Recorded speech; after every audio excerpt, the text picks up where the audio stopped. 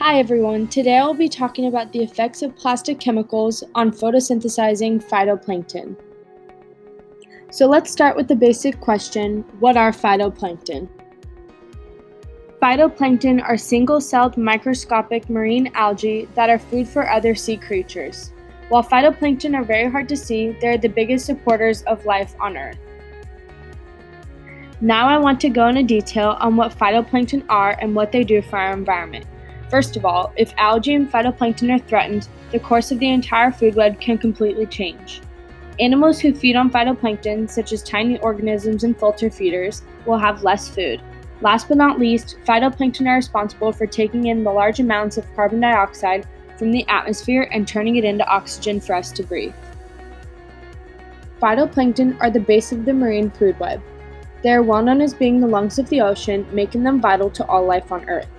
Through photosynthesis, phytoplankton provide one half of the oxygen produced on Earth that all animals, including humans, need to breathe. Carbon dioxide is consumed during photosynthesis, and the carbon is incorporated into the phytoplankton. Most of the carbon dioxide returns to near water surfaces when phytoplankton are eaten or decompose. Next, we're going to cover the impacts of plastic on phytoplankton. Plastic blocks sunlight from getting to phytoplankton, which prevents the organisms from being able to photosynthesize and thereby oxygenate the ocean. Without sunlight, the plankton die, which decreases the population and lowers the amount of oxygen being produced. These organisms are surrounded by microplastics 24/7, and if this continues to increase, the entire species will eventually die off. While it's tough to calculate, scientists believe that phytoplankton contribute between 50 to 85% of the oxygen in Earth's atmosphere. Now we'll answer the big question, how do plastic chemicals directly impact photosynthesizing phytoplankton? Since phytoplankton depend upon certain conditions for growth, they are a good indicator of change in their environment.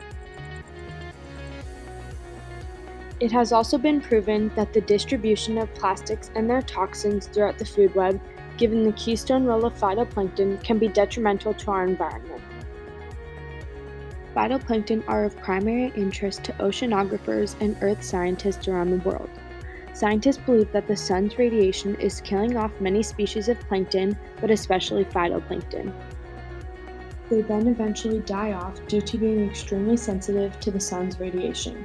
Without these small yet effective organisms that are the reason why we are here today, our world would be in great danger. To do our part in keeping these miracle makers alive, we need to be smart about our use of plastic and correctly dispose of it. Thank you for watching my video.